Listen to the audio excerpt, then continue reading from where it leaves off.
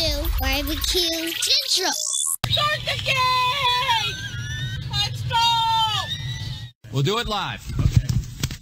Do it live! I'll write it and we'll do it live! So to get that perfect barbecue, you use wood. Are you sure it's safe? Whatever. We put the lighter fluid on, strike your match, and... Oh! Should we call the fire department? That might be a good idea.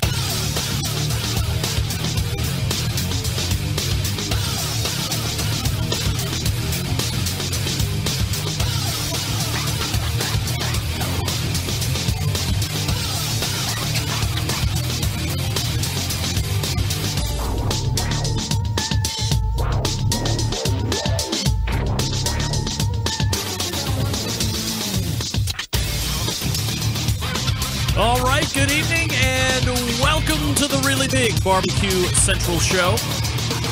It's the show that talks about all things important to the world of barbecue and grilling, broadcasting live and direct from the Rock and Roll Hall of Fame city of Cleveland, Ohio. It is the barbecue capital of the North Coast. I am your program host, Greg Rempe. Happy to have you aboard here on your Tuesday evening. Should you see fit to join in the show in one of either way, more than happy to have you. A phone call, 216-220-0966. If you would rather email the show, you can do that as well. You can get in touch with the show by sending an email to greg@bbqcentralshow.com. or on the Twitter and Instagrams at BBQ Central Show. Anything else you want to find out about the show can be found at the main website, thebbqcentralshow.com. And here's what's happening in case you didn't get the newsletter, or if you're not following me on social media, you might be a little bit in the dark. But happy to have you with me because coming up in about 12 minutes from now, he made a terrific debut a month and a half or so ago. He is widely considered to be the meat king or the meat expert in the country, perhaps the world, and is the current CEO of LaFrida Meats. We will re-welcome Pat LaFrida back to the show, and he is going to hold it down for 9:14 and 9:35. We will be talking about items such as, what if he wins that lottery tomorrow? Is Pat LaFrida going to work? I bet he does go to work, but the bigger question is, will he last the week? He's probably got obligations that he has to get to tomorrow specifically because he hasn't won the lottery yet, or maybe he's going to be unveiling it on the show that he's the newest 1.6 billionaire in the country. But would he leave the business if you are 1.6 billion to the richer? We'll also talk about the most popular cuts that are passing through LaFrida Meat right now as the business is concerned. And I think, interestingly enough, it would be fun to know if that is the same through the restaurant side and through the consumer side or the end user side. We'll also talk a little bit about dry aging. We might do a little bit of Koji talk on what he knows about it and if he's a fan or not. And then we will also get into the Ottawa Grill, which is something we were supposed to talk about last time, but time just evaporated. So plenty to talk about with the meat master himself, Pat LaFrida, first hour, and then we will move to the second hour. It is the fourth Tuesday of the month, so you know we're going to be refiring the Embedded Correspondence segment. David Huff is back in after a hiatus last month. Thanks again to John Solberg in Michigan for filling in for him last month. And Steve Ray from Tennessee and the longest reigning, most seasoned embedded correspondent, Doug Scheiding from Texas, will all be rejoining us, and we'll be talking about individual topics, giving our own thoughts and feedback on those things as well. So everybody's loving the embedded correspondent segment in that last Tuesday of the month spot. So happy to have it refired back up for you, the Centralites, and your listening pleasure. So that's how the show sets up. Happy to have you jump aboard if you see fit. 216-220-0966. Greg at thebbqcentralshow.com. Pat LaFrida coming up in about 10 minutes. Embedded correspondence in the second hour. As I mentioned, are you following me socially? If you have not done so yet, if you have a Twitter account, if you have an Instagram account, or you are on Facebook, I urge you, I beg of you, please Give me the follow or the friendship on whatever platform it is that you like the most. Maybe you like all three. That's fine with me. I'm happy to take all three. On Instagram and Twitter, it is at BBQ Central Show. And then Facebook/BBQ Central Show if you want to find the show page. I do have a personal page, but I'm not really into that whole thing. They still require that you have a personal page in order to have a show page or a fan page or something like that. So I don't really take friend requests on Facebook. I largely maintain that if I did not have this show, I would not. Andrew, you are not the father. I would not be on any kind of social media, just simply because I have no reason to believe that anybody has any interest in what I would have to say, nor would I impose my personal views and opinions for the general public. So I would probably be off social media. That's what's keeping me on social media is the show, because what I'm posting rarely is a personal opinion of mine that has something to do with live fire cooking or grilling. So once again, on the social media platforms, if you please, at BBQ Central Show, Instagram and Twitter, /BBQ Central Show if you're on Facebook. If you're watching me on Facebook right now on the video feed, certainly appreciate your patronage as you stop by here through the next 120 minutes. All right, Bubba Burger contest update. Tonight, we will be revealing the winner in the second hour. I've got that lined up. Easy contest. Nobody's going to be calling in. We have the contestants or the eligible contestants already picked out. We have a numbering system that we've put together, and I will be getting a co-host in at the top of the second hour to help me do the drawing. So stay tuned for that. Again, you get a hat, you get an apron, you get a really cool shirt, and most importantly, you get a voucher for a free box of Bubba Burgers for you to try if you haven't tried them yet, or enjoy if you're a fan. So there you go.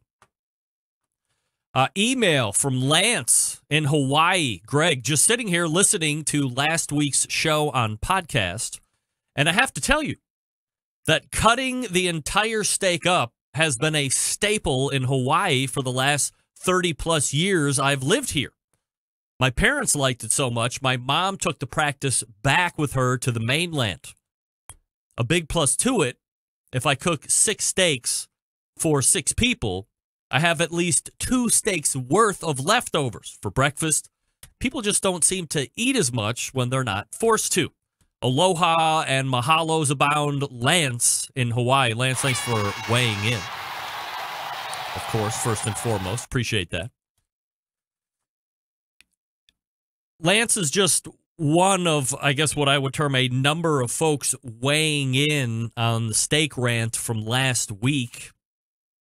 Some of you agree with me that you should stop it, that people don't really accumulate and eat steak like that.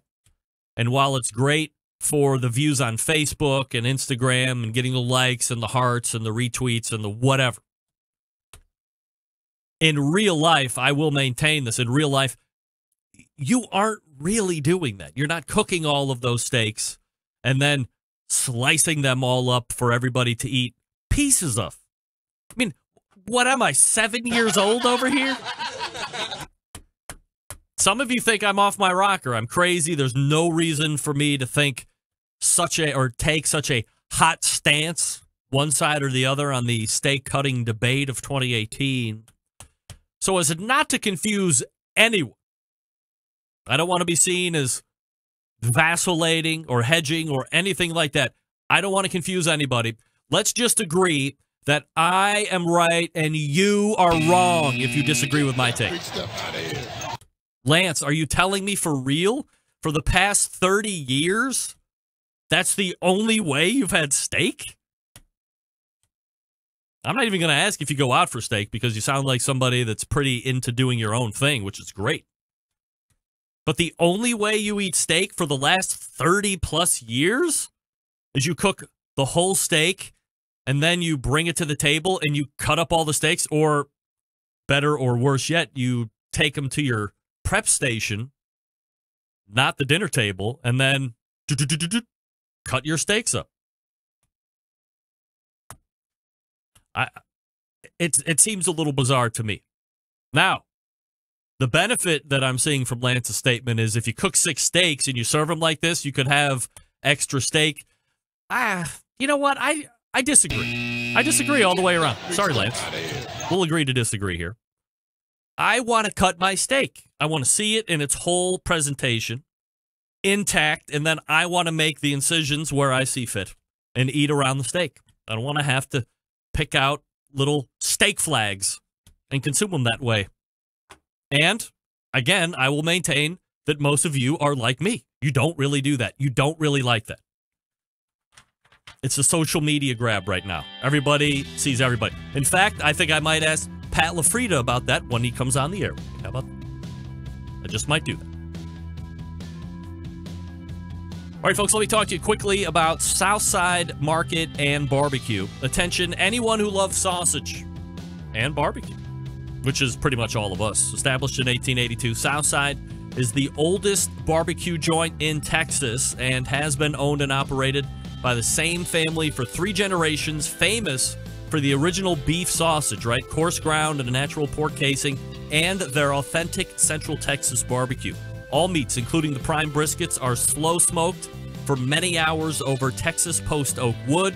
They ship nationwide via the online store, SouthsideMarket.com, and they ship fresh and smoked sausages nationwide. Shipping customers can choose to order now and ship later, include a custom gift note, and mail to multiple addresses without additional charges. How great is that? All shipped items vacuum sealed to ensure freshness and ease of preparation for the customer. Shipped with dry ice to ensure complete freshness upon arrival. All meats processed in that on-site USDA inspected facility. On-site markets for fresh and smoked products. Custom orders also welcomed. Come on. 2 restaurants if you want to try them out in person. One in Elgin, Texas since 1882. That's the oldest one. Doesn't have one in Bastrop that opened about 4 years ago, 2014. Grocery distribution through Texas, many surrounding states as well. Here's the best news. If you're not in surrounding states or in Texas, you go to SouthsideMarket.com. That's SouthsideMarket.com. And then when you're checking out, use coupon code BBQ Central. That's one word, all lowercase. BBQ Central for 10% off your entire online order just for podcasters and live listeners, okay? Do your shopping at SouthsideMarket.com. Go check out BBQ Central for the coupon code 10% off the entire order. Huge savings. Proud partner of this show. Happy to have them aboard. Those sausage slammers, by the way, are absolutely fabulous. And the beef sausages, you've never had the beef sausage. All the sausage is great. The beef sausage is unique. Very Central Texas. Check it out. Trust me, you tell me it's bad. SouthsideMarket.com, code BBQ Central. Pat LaFrida coming up out of the break. Stick around. We'll be right back.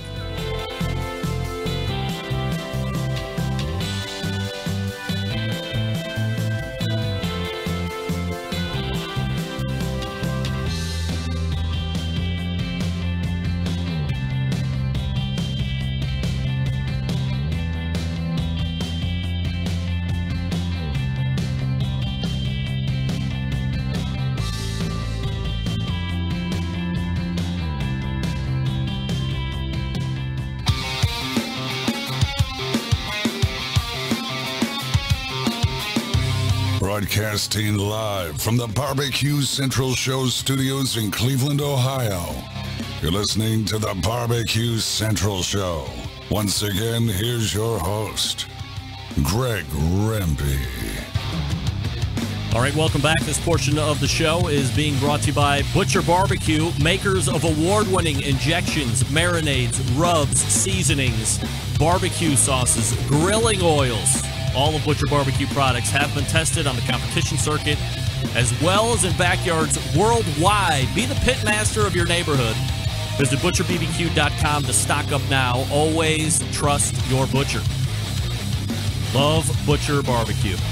Well, hey, my first guest made his first appearance in the show a little over a month ago, to rave reviews, I might add.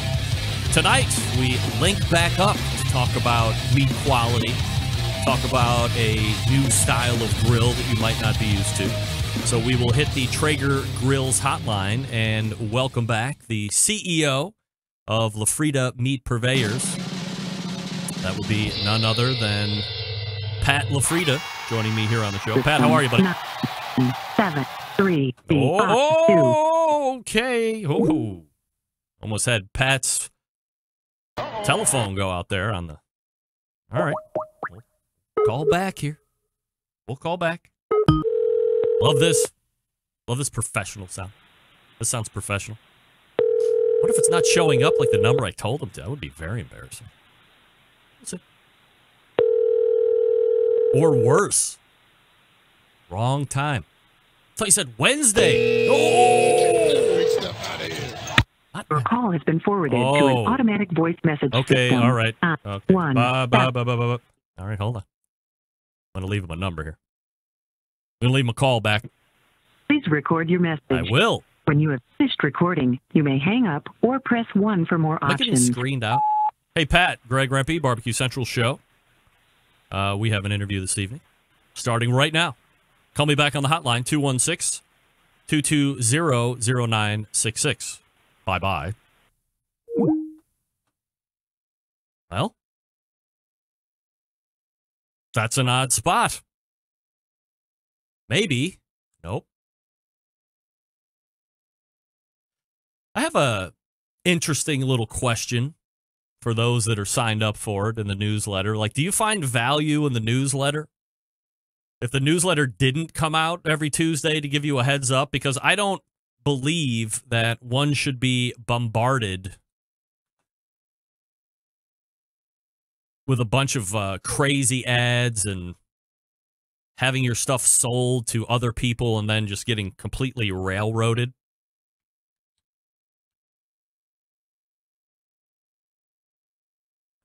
So I send out a weekly newsletter right around noon. Well, not even right around, at noon Eastern time. That is 1600 Zulu, for those that are keeping track at home. Just to give you an idea of who's going to be on the show. Obviously, I mentioned the sponsors towards the end. Nothing crazy in your face. Just a nice little heads up in case you can't make it. At least you know what's going to be happening, or maybe that drives you home a little bit quicker so you can get the show live depending on where you're at.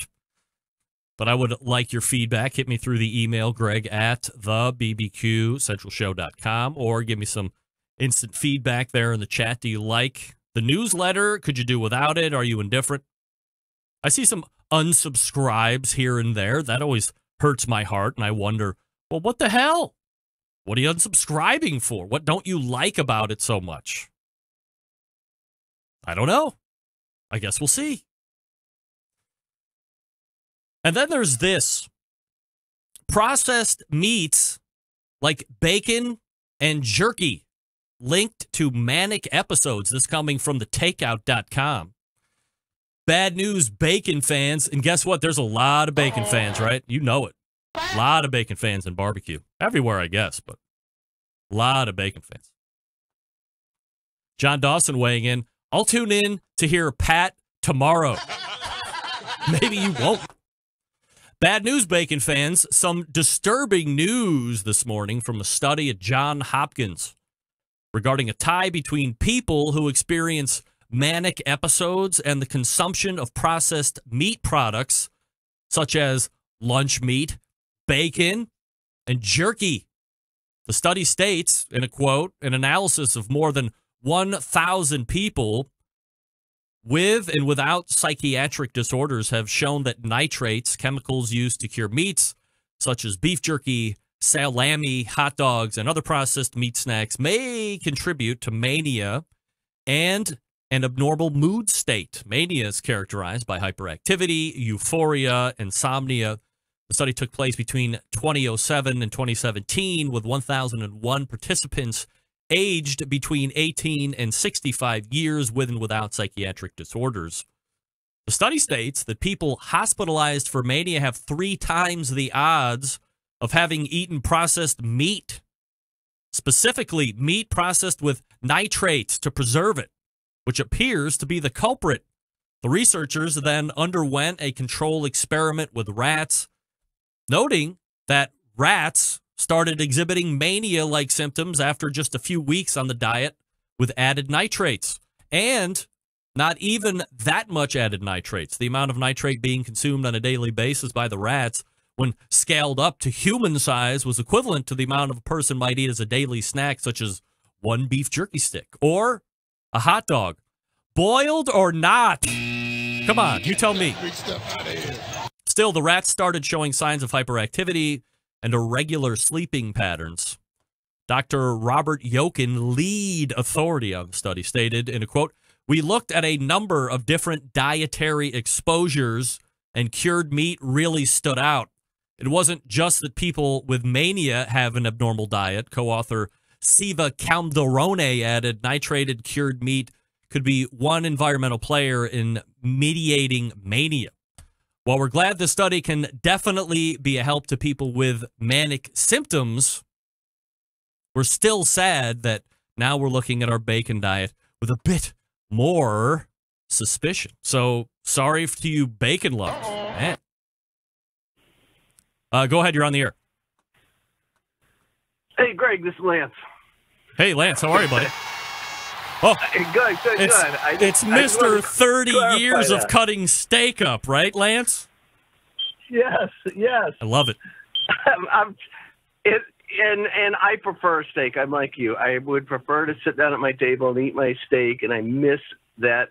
You know, that's kind of one of the traditions you miss when you leave the mainland. Like 4th of July is sushi and sashimi and teriyaki chicken instead of hot dogs, apple pie, and Chevrolets. So I do miss having that steak on my table.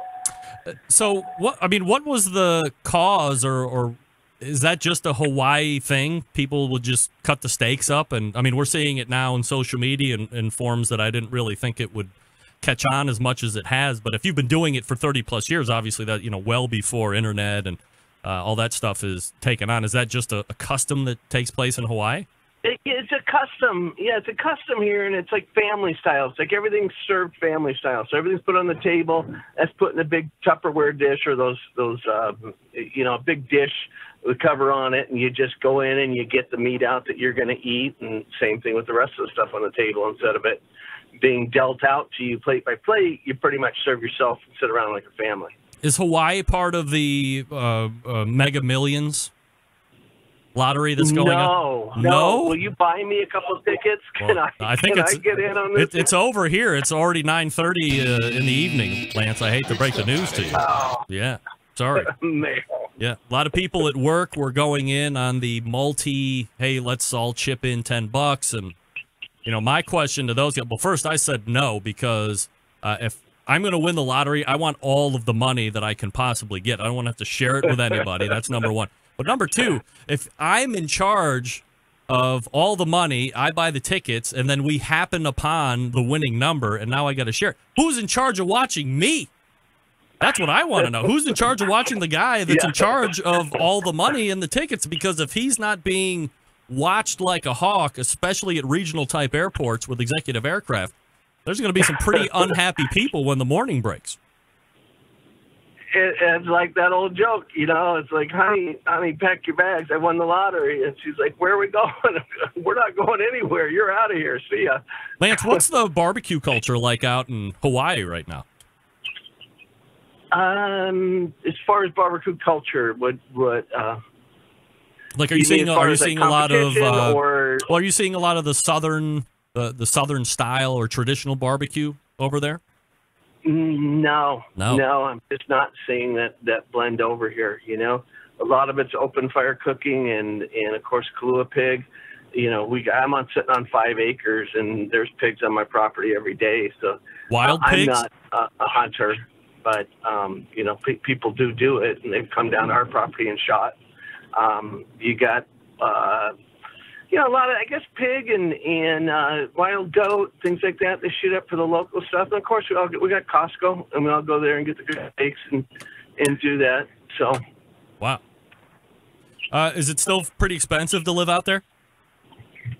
Yes, it is. Is it more expensive to live there or more expensive in L.A.?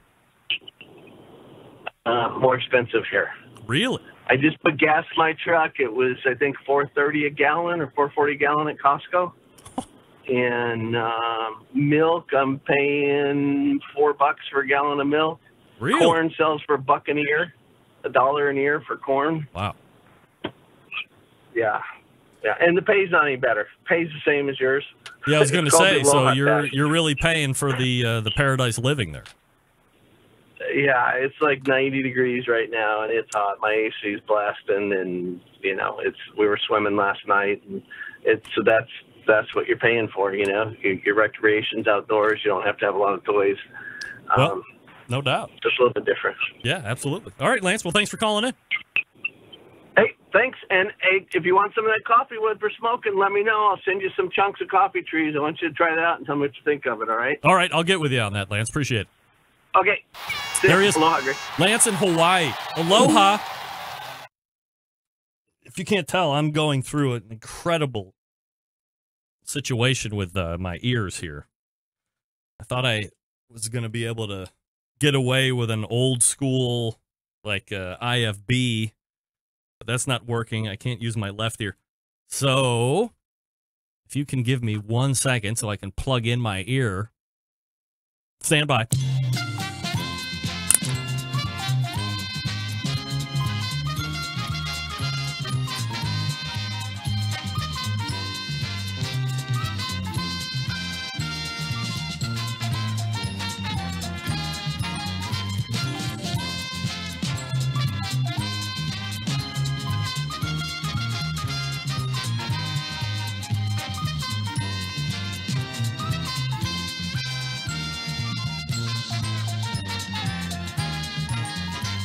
And we're back. Oh, I can finally hear myself. I don't know what happened. I had the old school. Well, it's not even old school. It's what the news people use. For those that were wondering, this year had to get redone from what I did at the end of last year. Unfortunately, it didn't take, so had to redo that. Unfortunately, so it was kind of a pisser. So now I'm back off the left ear in total again. Have to let that recover, and so I decided to go back with the newscaster IFB. Not nearly as intricate as the ear monitors that I typically wear, the 64 audios. For drivers, by the way, if you're interested and you have the means, I highly suggest it. You have to get the custom ear mold. Remember last year, the guy took like part of my ear to make a new eardrum, and then I had to buy a whole brand new thing. Let me see if Pat is here. 9-1. Still not. Wow. Well, not only am I not feeling good about this portion of our Pat LaFrida segment, I'm not feeling very good about the next segment at all. Like, at all.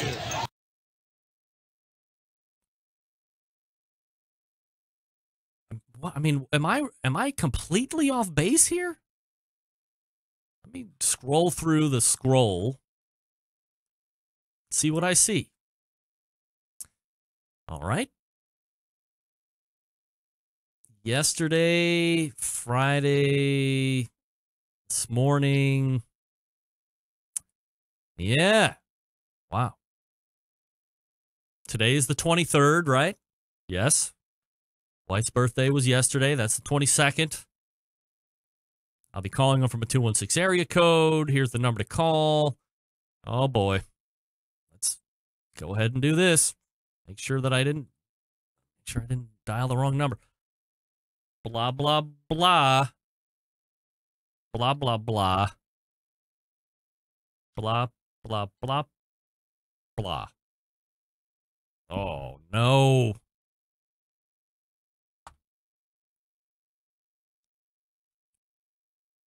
Da, da, da, da, da, da, da. Yeah, that's right. Dial it. Oh. Well, that's a shame. Give it one more try. See what happens. Go to the ring. I'm going to mute it out. I'm going to try and play professional. There's something else that I wanted to talk about as well. Make sure I can. Make sure. This message. Yeah. Not. Look at that. Outrageous. Outrageous. Let me see if I can pull it up here.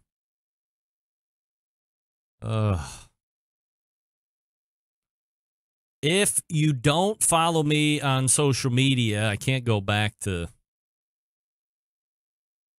my social media page because it would be a lot quicker to find that way because I would be rolling back into myself because of the... Okay, this could be it. Nope.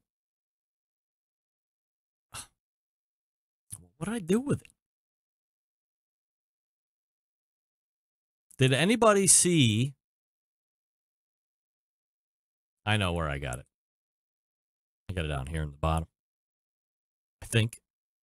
There's David's take. Here we go. So we are in the fall. Oh.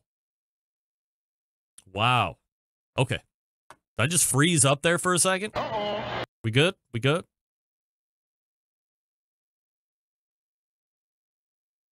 We're technically, not even technically, we are in the teeth of fall. The leaves are finally changing. It took forever because it was hot. Pardon me. For a number of weeks, perhaps even a month after it was supposed to stop being so hot.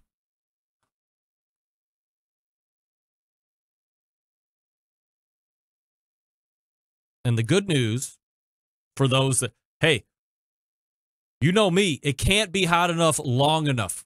I want to be, if I have a choice between I have to sweat or I like the cold, it is never I like the cold. Never. Hate the cold. Don't want any part of the cold. When it's cold, I'm cold. For me, I always seem to have the ability to cool off when it's hot. I don't mind sweating. I don't mind going from an air-conditioned room, hitting the outside, getting smacked in the face with heat and humidity, getting a full-on flop sweat inside of 3 minutes. But I can get in that car and start that air conditioning, and then I feel good again. Nice, comfortable. I know it's going to be hot when I get out, but I'm okay with that. And I don't know if it's because I'm getting older and the blood thins and I'm frail and the ride is coming to an end. But man, oh man, it is cold out. And here in Cleveland, man, it can be brutal. Not as bad as, let's say, North Dakota or Wisconsin or some of you other people. The Upper Peninsula of Michigan. Not like that, but pretty bad. Sub-zero temperatures, days in a row, sometimes weeks. That cool wind pierces through my body, right through the bones. And I can never seem to get comfortable enough or warm up enough or put on enough clothes to get out and battle the elements. And by battle, I mean just go to work. And when it's that cold, I do not want to go to work. I feel like making cold calls via the phone calls. Smile and dial. Let's do cold calling that way. Let's set an appointment. And if I get that appointment, I might come out if it's above 32 degrees. But in January and February, it's very dicey up here. As I say, kind of tongue-in-cheek, it's winter for about 6 to 7 months out of the year. You have a week of spring, you have 2 to 3 months of summer, a week of fall, and then you're right back into the teeth of winter. Anybody got a score on that baseball game? It was 2-1 when I came downstairs to the Barbecue Central compound. Hey, folks, let me talk to you quickly about Green Mountain Grill, some of the best pellet cookers out there on the market today. 3 different sizes to choose from if you're so inclined. You got a big version. We call that the Daniel Boone. No, we call it the Jim Bowie. Sorry.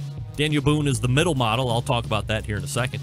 The Jim Bowie can house multiple racks of ribs, multiple briskets, multiple whole chickens, spatchcock if you're so inclined.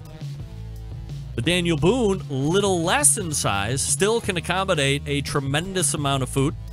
I would say if you're a family of 3 or 4, you don't really like to pig out per se, or you're looking for a really good chicken cooker or something to add in that medium size to some of the other cooking vessels that you already have on the backyard, and you're a fan of pellet cookers, Green Mountain Grill's Daniel Boone is absolutely the one you're going to want to consider. Now, the advantage to these, both of them, have the ability where you can rip the guts out of this, and then for like 125, 130 bucks, definitely less than 150. Go to your Green Mountain Grill dealer first, then go online if you can't find them. Get the pizza oven insert. Now you have a pizza party over the weekends or during the week. You can do those thin crust Neapolitan style pies if you want to. They're done in 3 minutes or so, depending on how hot you're running it in the pizza oven insert. But what's more fun? Everybody gets their pie, as I was talking about with Meathead earlier in the month. I go to an Italian grocery store 3 minutes up the road. I buy already made delicious pizza dough balls, split them in half. I get 2 pizzas for $1. Roll them out, get through that process. That's a fun learning process, how to roll out dough and make it as circular as possible. Add your toppings, not too many. Add your sauce, not too much. A little fresh mozzarella, little shaved mozzarella, a little gabagool, little old world pepperoni. I like banana peppers a lot. Sky's the limit. You're only limited by your creativity when it comes to pizzas like this. Then pop it in 3 minutes later, pizza. Here we go. Let's do it all night long. You can get through 20 in less than an hour. Come on. Who's ready? GreenMountainGrills.com. That's GreenMountainGrills.com. If you're looking for a completely portable unit, might I suggest that you try out the Davy Crockett. If you don't have access to a traditional power outlet, you can also do a 12-volt outlet in your car, truck, van, or SUV. GreenMountainGrills.com. That's GreenMountainGrills.com. I would tease Pat LaFrida, but I believe it's going to be no Pat LaFrida. And that means 70-day dry-aged steak as a mea culpa only. Pat, take notes. Stick around. Be right back. Continuing to produce incredibly mediocre content in an exceptionally professional way. You're listening and watching the Barbecue Central Show. Once again, here's your host, Greg Rempe.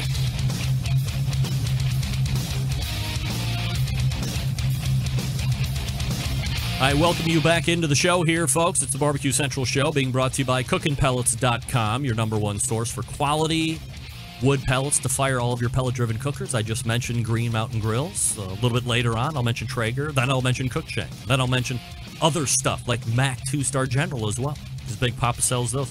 Get all your pellets for all of those cookers at CookinPellets.com, COOKIN Pellets.com. If you would rather prefer dealing with somebody a little bit bigger when it comes to vendors, how about Amazon.com? They sell cooking pellets as well. All the flavors, all the other cool accessories that they have there. They sell those amazing smoke tubes if you really want to put out some cold smoke, but in a heavy amount and in a clean way. That's a product that you're going to take a look at. How about the apple mash pellets? I mean, come on. Got to get me some of those shortly. Chris Becker will be on before the end of the year. I'm trying to hook him up. Very busy extruding pellets for the burning public. I think he does both. I think he does cooking pellets and he also does home heat pellets. Way different, one from the other. All right. I believe we have finally got him.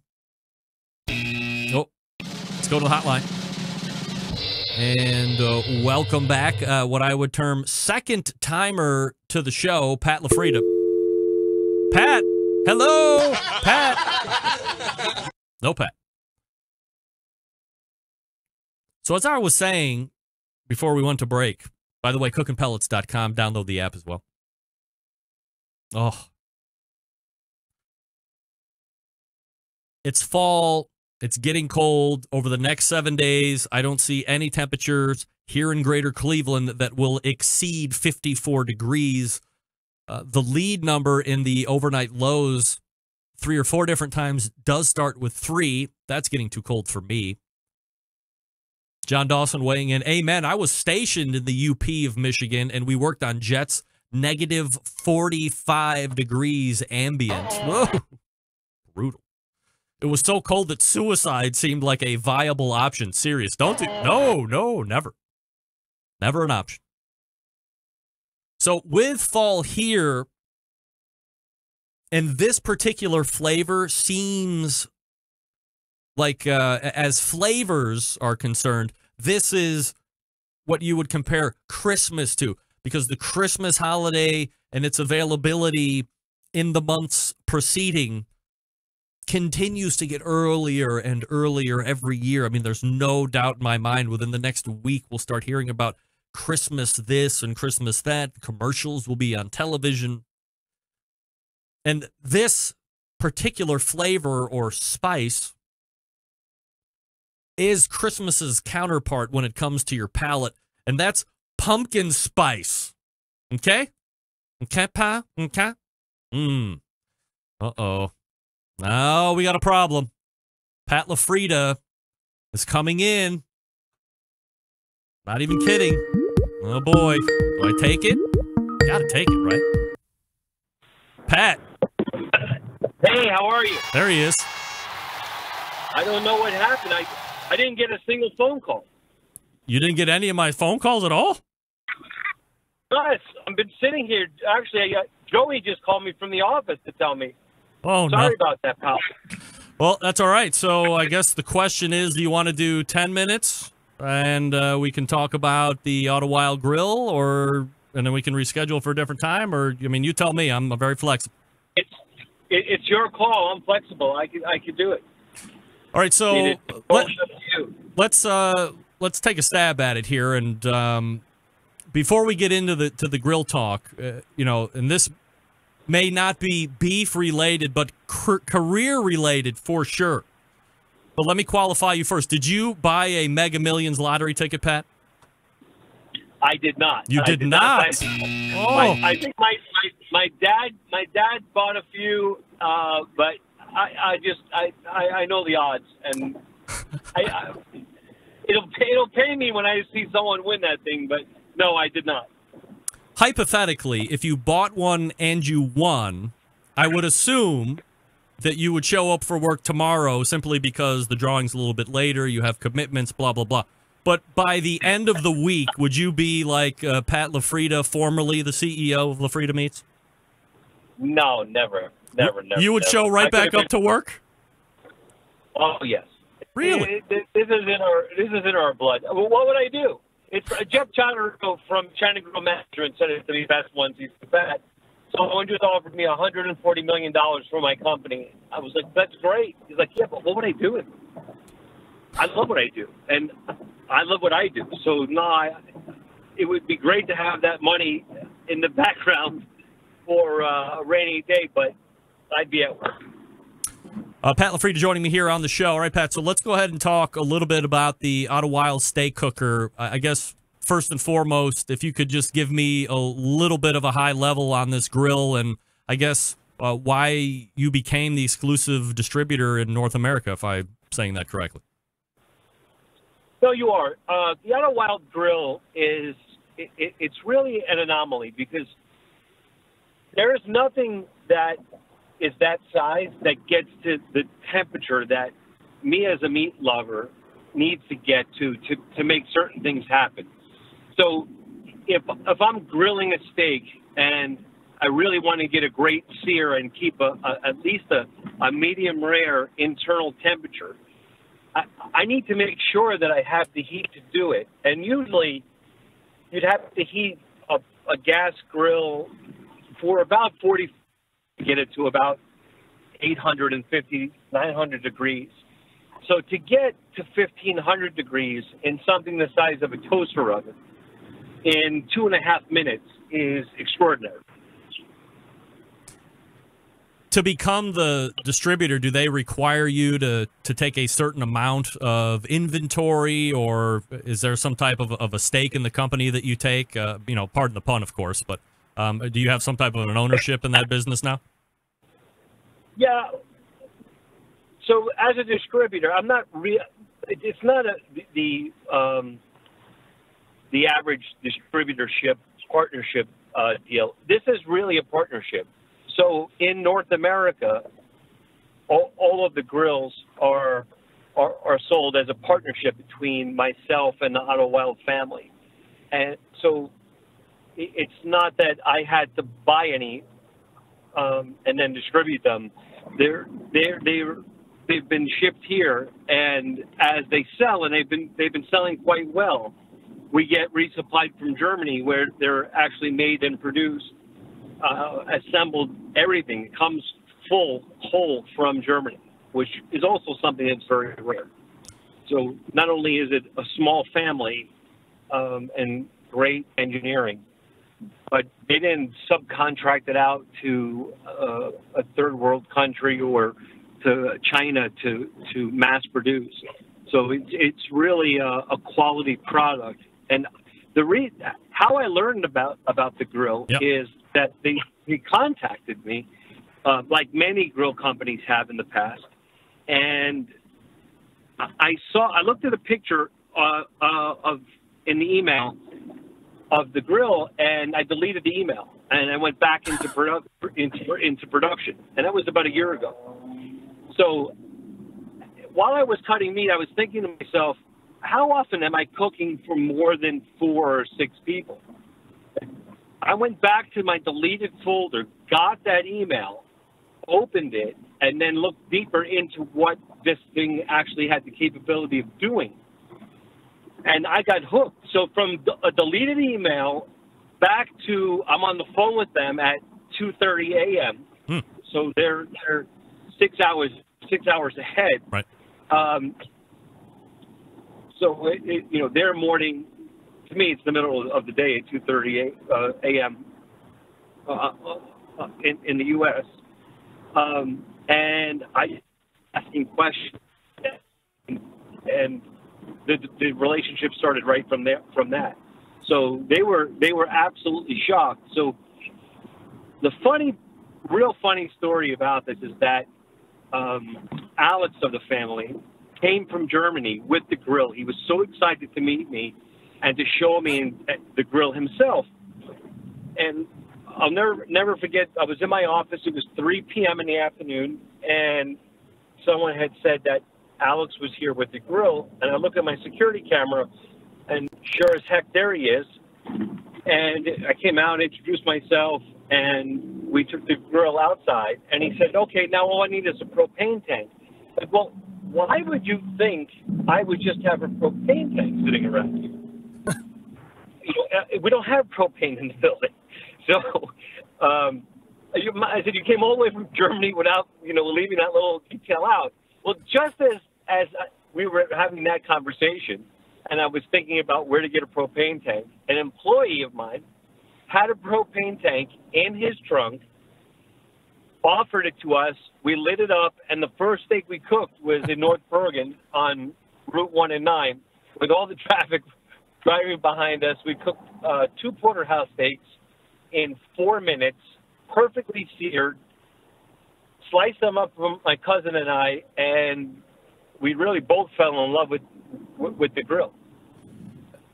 And you're not concerned. So you had mentioned you had deleted it, and then you thought to yourself, well, how many times am I cooking for more than 4, 5, or 6 people? Because when I look at it from the barbecue industry standard eyeball.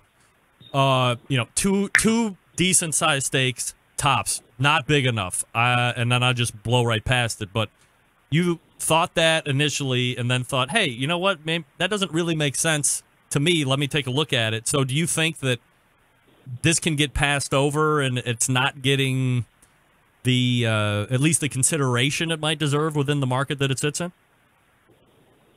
Oh, sure. I think that would be anyone's first thought of looking at the grill or seeing a video of. Actually, if you watch a video of myself or anyone using the grill, right away you get to see the magic of it. But just seeing a photo of it and to put it in perspective, I mean, let's say it's the size of a large toaster, or let's say it's the size of a microwave oven. The idea that just this past weekend for New York Food and Wine Festival, for the Backyard Barbecue event, Josh Capon and Bill Durney from Hometown Barbecue, Josh Capon from Bowery Meat Company, and I cooked for 1,500 people on 2 Otto Wilds. Really? And we could not cut the meat fast enough. Wow. So we would put 4 strips or 4 ribs in each one, and flip them 2.5 minutes, let it. We didn't even have time to let the steak. As we were cutting them, people who attended the event were grabbing it with their hands to slice steak. It was really something to see. So Chef Josh Capon was a little surprised that we couldn't keep up to 2 grills and being the size that they are. So to me, that was, really satisfying because it takes a lot to show another chef a piece of cooking. They've, like I said, I've had just about every grill company ask me for an endorsement or to represent them in some capacity, and we don't. It's not. That's very unlike us. We don't put our name on anything that we don't really believe in. Mm-hmm. And so not even with the larger brands, I could not do it. As soon as I saw this in action, I could not wait to be a part of Auto Wild and bringing that experience to the U.S. What kind of a price point are we looking at on these units? They're $1,300. They are, comparatively speaking, it's an inexpensive grill. So if you see some of the prices out there for the traditional grills, some of them are in the $20,000 range. And for what? I have a $14,000 grill. I don't want to even say the brand of it. And it's huge. It takes forever to heat up, like I was stating. I don't use it anymore. I have the Auto Wild grill sitting right next to it. I don't turn the big grill on anymore. I don't need to. So I don't need to just sear, it's not that I just sear steaks in it. I cook my vegetables in it. It's got a pizza stone, so you can heat the pizza stone, put the dough on, and then it cooks in the oven. I cook my burgers in there, take them out, put the cheese on, put them back in. Because it's so hot, I shut the burners off, and the cheese melts perfectly in there. So, I mean, it's a really versatile item, and with almost no learning curve. I think the biggest mistake you can make is maybe leaving the steak in as long as you would normally. This cuts the cooking time down tremendously. So, not to burn a steak. We don't want to burn steaks. So that's another part of the grill that I love, is that the heat for the first time is adjustable in distance away from the meat. So you can raise the grill up or lower it away from the heat, depending on what you want. So if you have a thick steak, you obviously want to start it with the grill lower and far away from the heat. So to explain the way the Auto Wild works, the heat comes only from above. And as we've all seen with barbecue, when you close the barbecue, after you put your steaks in or your sausages or whatever you're cooking, you close that barbecue, you step away for a minute, and you look, and you see a lot of smoke coming out. Yep. That's from drippings and comes from. That cannot happen with the Wild grill. There's a small on the bottom, and you fill it with water. It's 8 ounces of water you pour in, and anything that drips off the steak does not and have a negative flare up. So that's taken out of the equation. It makes cooking so much easier, so much more fun. My kids use it. It's really great. Pat LaFrida joining me here on the show. LaFrida.com is the website, and there is a link to Auto Wild there on that main website as well. So if you want to check it out after we're done here talking tonight, then please feel free to go ahead and take a shot over there. Pat, we are out of time, buddy. I'm sorry on the phone connections there, but we'll go ahead and rework so we can talk some steak next time. You got it, pal. Thank you. All right, you got it. There he is, Pat LaFrida, coming in for a hot segment. All guests appear via the Traeger Grills hotline. I want to talk about that. Yummy. I'm not going to lie. I did want to talk a lot more about steak and all this other stuff. I'm not surprised that Pat LaFrida's not down with the lottery. I did buy a whopping 5 numbers. So if you don't see me next Tuesday and the following Tuesdays for life, you know why? I'm just kidding. I would do the show. I would build The bomb-ass studio. And, boss, if you're listening, I would be selling Peterbilt's tomorrow if we got those numbers picked. Did I win? Does anybody know if I won the lottery? Somebody check that? I don't have my numbers. Hey, let me talk to you quickly about Big Papa Smokers, the one-stop online shop for all things barbecue. Their curated selection of only the best outdoor cooking and grilling supplies get you on the path to better barbecue results in no time. Everything at BigPapaSmokers.com has been Pitmaster approved by the man himself, Big Papa Ball, Sterling Big Papa Ball. The award-winning rubs, sauces, American-made grills, smokers, Big Papa's has something for everybody. They own Granny's barbecue sauce. If you're looking for a new go-to sauce that pleases everybody's, Granny's traditional yet powerful flavor reminds us why we fell in love with barbecue in the first place. You know they got the great rubs. They have the partnership with Simply Marvelous Barbecue. That forms the West Coast offense. And aside from all of that, they own and sell the great pellet charcoal and wood cookers available on the market today. If you're looking for an easy-to-use pellet cooker, the Mac 2-Star General Pellet Grill is huge. Big Papa's the exclusive Mac dealer. Not a fan of the pellet smokers? All right. Old Hickory Ace BP, only charcoal smoker that Big Papa trusts on its competition trailer. And then you have that M grill. It's built like a tank, especially for you backyard enthusiasts or budding popularity in the SEA and competitive steak cooking venues. If you have any questions, you call them 877-828-0727. That's 877-828-0727 or BigPapaSmokers.com. That's BigPapaSmokers.com. Back to wrap the first hour right after this. Stick around. I'll be right back. Big name interviews, advice on cooking brisket and ribs, and the only host willing to share his honest opinion on all things important in the world of barbecue. It's the Barbecue Central Show. All right, we are back. Thanks again to Pat LaFrida for hanging out for one segment. Said he never got any of the calls that I placed at as follows: 914, 915, 927, and 929. Didn't get them. Sitting right here waiting for the call. I'm not going to lie, I'm a little pissed off about that. I was pretty excited to talk to Pat LaFrida about steaks. You know I was going to talk to him about cutting up meat, everything that's been going on these days with my rant topic for the day. So, the good news is a look to rebook Pat LaFrida so we can talk about beef. The bad news is I don't know when I'm going to fit him in. We are packed through the end of the year. 2018 rapidly coming to a close. And I'm here to tell you, there are not a lot of huge spaces left open. Maybe December, maybe? If somebody's been really good and looking for a great steak cooker, maybe the Out of Wild is something you want to look at. $1,300.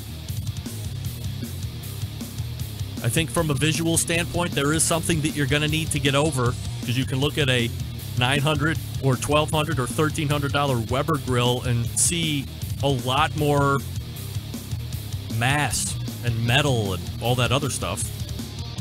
But that doesn't necessarily equate to a better cooker, right? Your call. Hey, Pat, make it up to me. Send me a case of 70-day dry-aged ribeyes, bone out, and an Out of Wild grill. We'll call it even. How about that? How about that? That will reverse the karma. Big second hour coming up. Your chance to, well, not your chance, but for those that entered the Bubba Burger giveaway, we are installing the game show helpers as we speak. So when we come back at the top of the second hour, we'll be able to pick a winner. Your phone calls and emails as well, 216-220-0966 or Greg at thebbqcentralshow.com. Stick around. We'll be right back.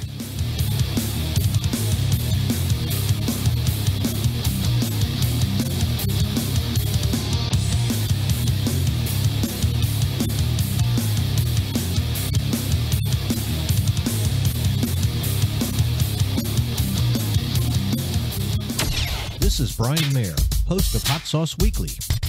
And you are listening to BCRN, all barbecue and grilling all the time.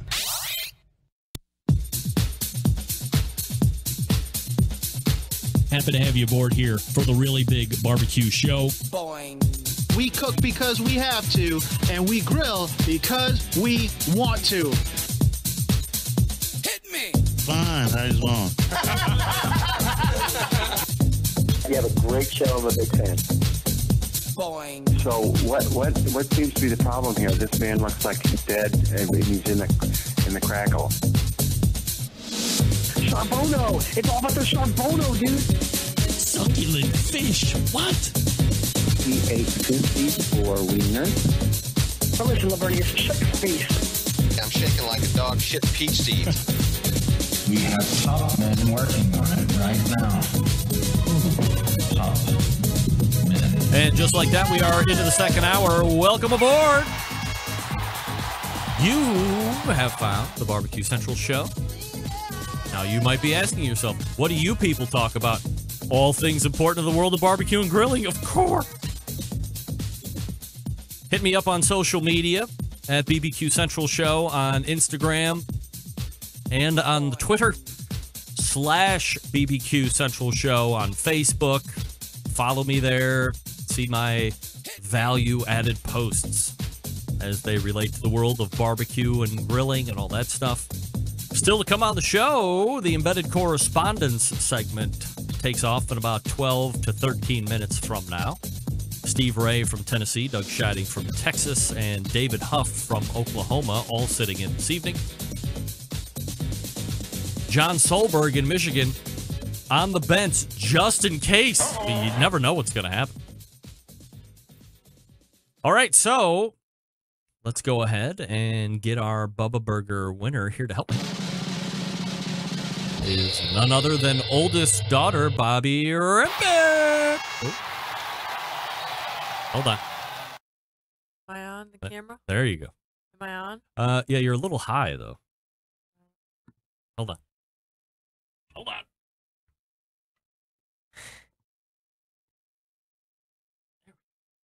Oh, beautiful. All right. So put that a little bit closer to your face. And the microphone, yes. And then talk expertly, judiciously, and expertly. Okay? Yeah. Perfect. All right, so here's what's going to happen.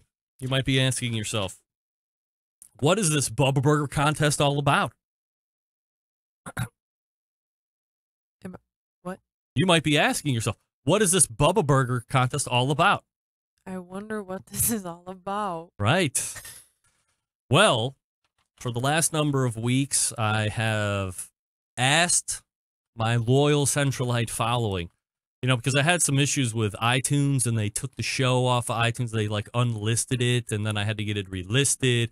That took all my ratings and reviews away and I've had to start from scratch. And the good folks at Bubba Burger gave me some shirts, aprons, vouchers for free burgers. You remember when they came in the mail, of course, a number of weeks ago.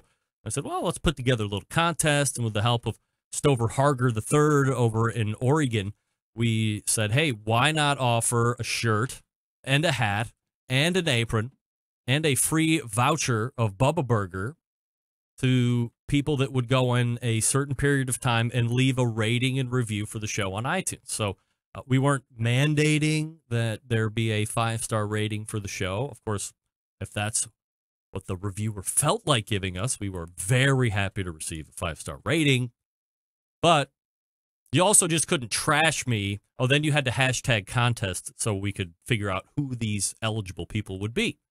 Now that time has surpassed. Then I had the ear surgery, so I couldn't do it that week. And then, you know what happened last week. And here we are this week. Are we ready? We have a total of 9 participants. There they are, as I'm showing them on the list here. Bobby, go ahead and take the top off of that box real quick. Take the top off the box real quick. And then just kind of tip it up to the camera so everybody can see that there are individually numbered, there you go, pieces of paper all night. Don't drop any. Careful. Put the top back on.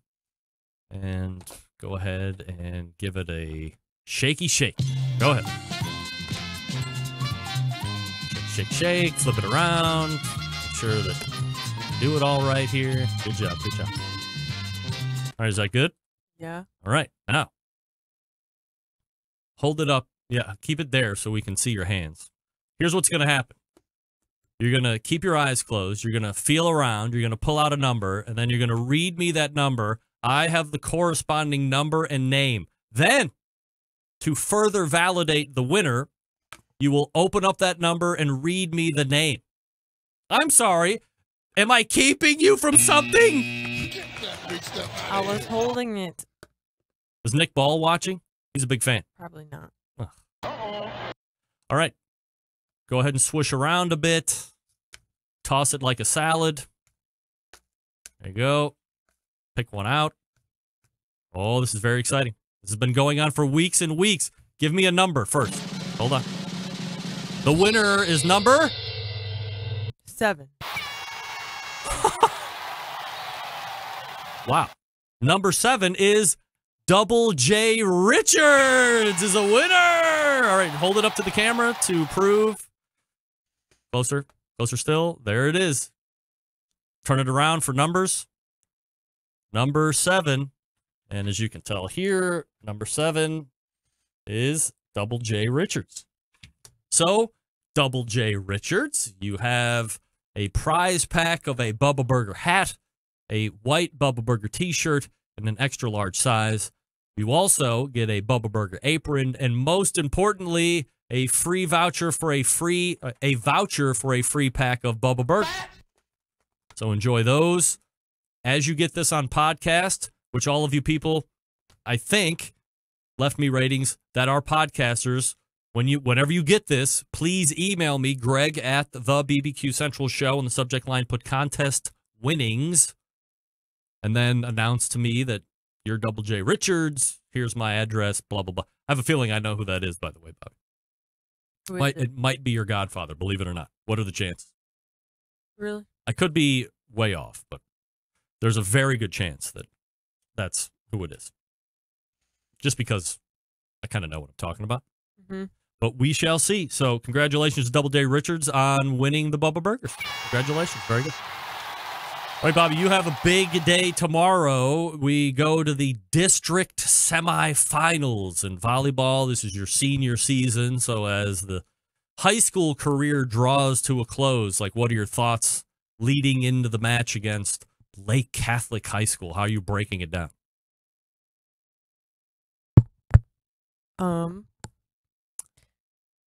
I just want to win. What are you going to do to win? What are the keys to victory? Well, I'm going to block them. And I'm going to get some kills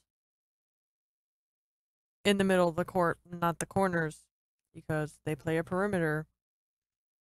So we got to outsmart them.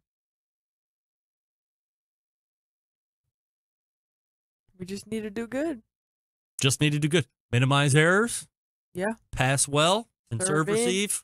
Serve in. Serve the ball in. Hit the not ball out. down. Hit the ball down. Block the ball down.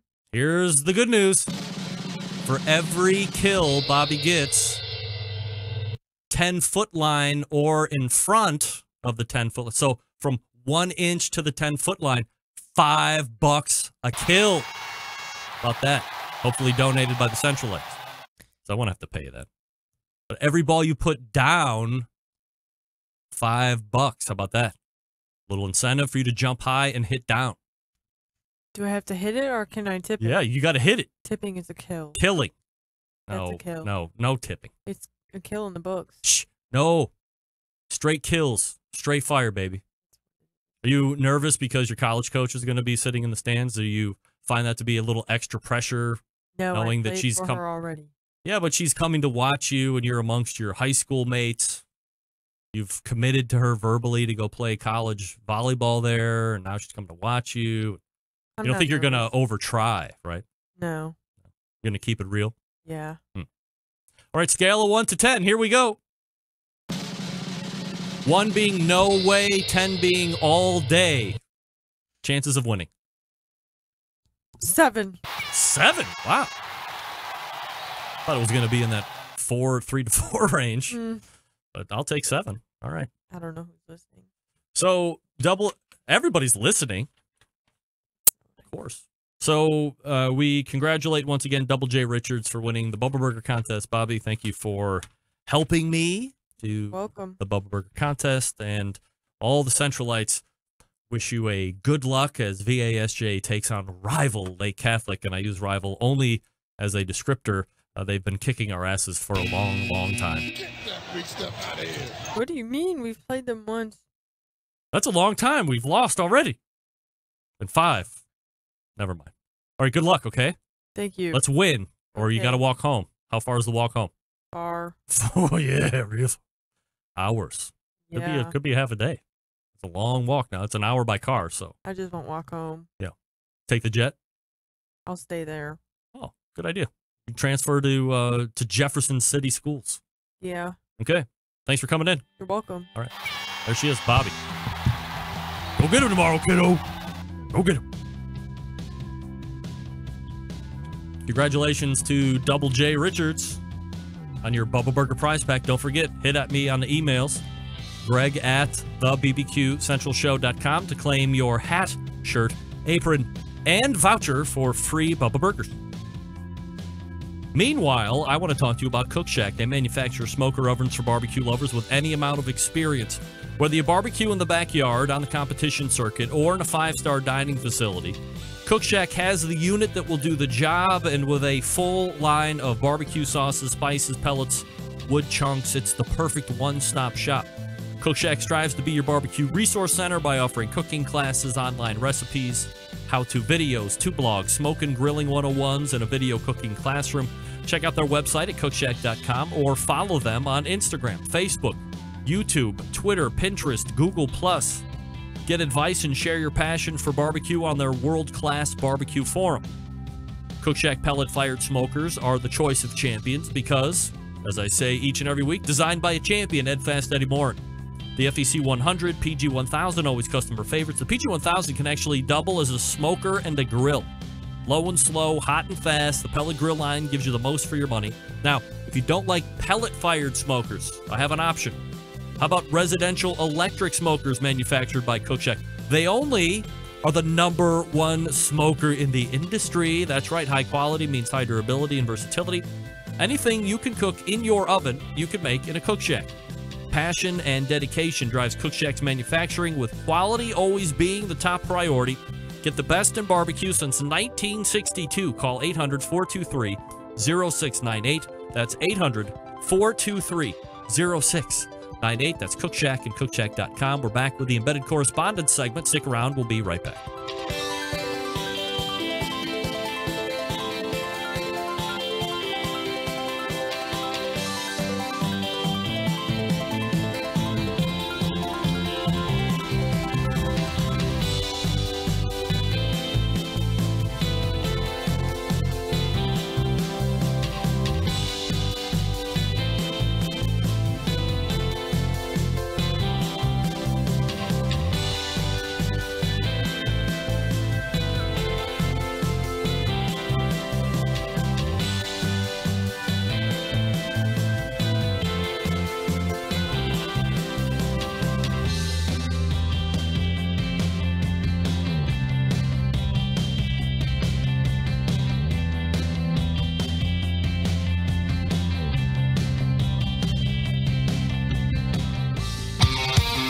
The only show giving you a monthly visit from a doctor of barbecue.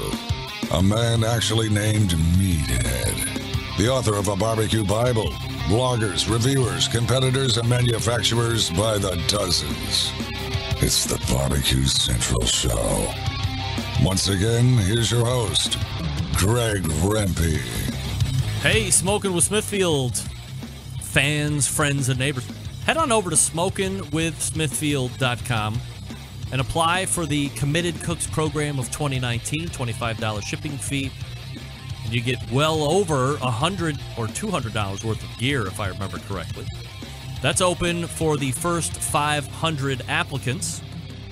Also, if you host or run a barbecue event or contest and you're looking to get into that Smithfield grant program, head on over to the same website, smokingwithsmithfield.com, and get your submission in today. I believe that runs till the end of the month, so you have a little over a week left in order to get your application in for the Committed Cooks program.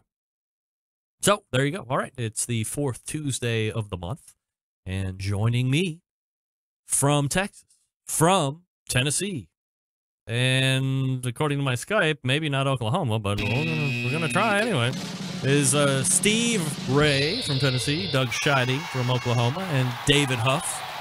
Okay, let's try. Hold on, let's try again. It's Steve Ray from Tennessee, Doug Scheiding from Texas, and David Huff from Oklahoma, but I don't think he's here. David, are you there? No David. Uh-oh. Guys, have you heard anything from David? He's there somewhere. He is? He said he was ready. The call had John's name, not David by it. The call had John's name? Yeah, the participants. Uh-oh. Well, they changed Skype all of a sudden. Just from the other night we tested, it was a different screen, and it took me a second to find out how to answer it. All right, hold on. I got it. You can believe that. Hold on. Let's go. David Huff. Boom. Add. Let's see. I believe a call's going out to him now as we speak. Let me go ahead and grab everybody here. Look at Steve looking very good. Doug also looking very good this evening. You guys have a classic. Steve, you have a brand new internet connection, correct? Yes. Yeah, look at you. Hardwire. Look at him. Oh. Look at him. He got away from the Wi-Fi and went hardwire. Mm-hmm. Yeah. All right, here he is. David? There's David Huff. He's in. What's up, David? How are you, buddy? Sweet. Thanks for including me, Greg. Yeah, you got it. I'm not sure what I think I took you out of the rotation there from last month. I forgot to dial you back in, but now we're all set. All right, so let me, before we get into topics and so forth, let me quickly race around the panel and ask you this question. If you win the $1.6 billion tonight, and maybe everybody's realized that they have not won, and the answer is moot, but for the sake of entertainment and frivolity, let's just go ahead and answer anyway. Steve, if you win $1.6 billion tonight, do you show up for work tomorrow? Hell no. Hell no! Wow. All right. Dougie? Good. Absolutely, I would. Absolutely. I like it. Here we go. So we got one nay, one yay. Now we got the tiebreaker. The man who took a month off. Back and better than ever. David Huff will answer. Do you come to work after you win $1.6 billion? I do, but not at my current job. I'm cooking barbecue for a living. Oh, he's self-employed. I like. All right. I do sell Peterbilts tomorrow with $1.6 billion. Here's the thing. I want to get off into diatribe here. Does everybody, Steve, do you take the lump or do you take the payments? No, I take the lump. Okay, Definitely. Doug, same for you? Lump. Dave? Yeah, future cost of money is you got to take the lump. Look, I think that's a bad idea because You'll blow it. $1.6 billion, right? And then it's really a lump of $925, but then you have to pay tax on that depending on where you're at. So you're really looking, I know this is going to sound strange when I say it, but you're really only looking at putting $610 in the bank after $1.6 billion of the win. I don't understand that. So I think they pay over 30 years of annuity payments. That's $55 million a year. I know I got 30 years left in me-ish. Even if I don't make it all the way, I'll be able to sock enough away to set up a whole bunch of people. $55 million a year. You get a little bit of a spend control. I mean, there's not a lot of things you can't buy for $55 million a year, but at least you have a little bit of a throttle. I think you put $610 in the bank. You got $55 million a year gets you a whole new set of concerns. $610 in the bank gets you a real new whole set of concerns. Would you be worried about personal safety, Steve, with $610 in the bank? No, I'd buy $610 worth of Amazon stock and get a thank you note from Jeff Bezos. That's what I'd do. Would you be worried about personal safety, Doug? Yeah, that's why you're supposed to be anonymous until you get things in order and go to work like you're supposed to. But I think some states require you to claim in person. Like Ohio is one of the few states that you can send a anonymous collector up, or you send a trust or a lawyer up, and you can stay completely anonymous. A lot of these other states require that you show up like a clown with a big check and have that bullseye marked firmly on your face. That's scary, right, David? Yeah, but with that much money, I'm hiring the best-looking female bodyguards I can. Look at this guy. Unbelievable. All right, embedded correspondent. Yes, That's you got right. a new job. Embedded correspondent segment coming right up here. David, let's go ahead and get your take first. What's up? Sure. Well, first, sorry about missing last month. I didn't get to put my Barbecue Central Hall of Fame guests in, so I would like to start off by nominating your most recent guest. Your daughter sure knew how to handle your crap, and the way she just took that like a champ, I would put her in the Hall of Fame as a guest already. That's wrong. Man. No. She was ill prepared. She was not bringing any energy. She could barely piece together a sentence. It was quite a disappointment. I got to be honest. She's in the worst guest Hall of Fame. First one Fair in, enough. first ballot Hall of Famer. Go ahead. Fair enough. Okay, so listen, this is fall time of year, right? We know it's football. It's getting cold outside. The leaves are changing. But I know it's fall because absolutely everything is pumpkin spice. Starbucks. I saw Twinkies at the store, Frosted Flakes. Greg, you posted on your, I think it was either Instagram or Facebook, Buffalo Wild Wings is in on the action with pumpkin spice wings. Yes. First off, whether you like the flavor or not, it's just too much. But it got me thinking, how can we translate this into something worthwhile with barbecue? I mean, how many different kind of odd flavors and spices have you guys ever tried on a flavor profile? Ever tried pumpkin pie spice on a pork butt, or, you know, something crazy like that to go along with the season?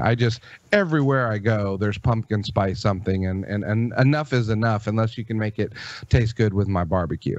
I've never been a fan of pumpkin spice anything. I think it's weird, as I had mentioned in the open or during the first segment that Pat LaFrida shined on me on. I don't know if you guys saw that or not, but he didn't show up for the first segment.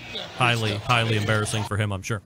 And I said, hey, pumpkin spice is the flavor comparison to Christmas. It's showing up earlier and earlier every year. I don't understand. I mean, I understand Christmas, of course, but I don't understand that whole pumpkin spice thing. I don't think I've had a pumpkin spice latte or coffee or Twinkie or any food. As soon as I see it, I just don't buy it because I'm not down with that. Now, as far as fall flavors and barbecue, I mean, I've put homemade applesauce on pork a whole bunch of different times because apples and pork work really good. So that's kind of my effort into fruit and the fall and pork or barbecue stuff. Steve, you ever messed around with fall flavors and live fire? No, not pumpkin spice. I'm like you, Greg. I love pumpkin pie with whipped cream, but as far as the pumpkin spice flavors, I'm not a fan. I'm pretty straightforward. I've seen the applesauce on ribs and then wrapped. I've seen that several times at contests. Just to make sure we're on the same page, I do not like pumpkin pie. No, none of that shit. None of it. No. Doug, fall flavors. You a pumpkin spice guy? What do you like? No, I'm not a huge. I don't like pumpkin pie. I don't like. It's too much like flan. It's more of a texture thing than flavor. But the best pumpkin I've ever had, actually, Steve Graham's the San Antonio Rodeo chairman. Yep. He makes a pumpkin venison stew that sometimes he makes at his house for Halloween.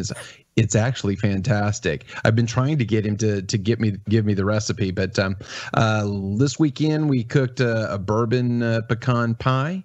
So a little bourbon and barbecue always goes well together. When I originally started competing, actually, my ribs were cherry chipotle ribs, and they used the flavor of cardamom, which is like a little bit like lighter fluid.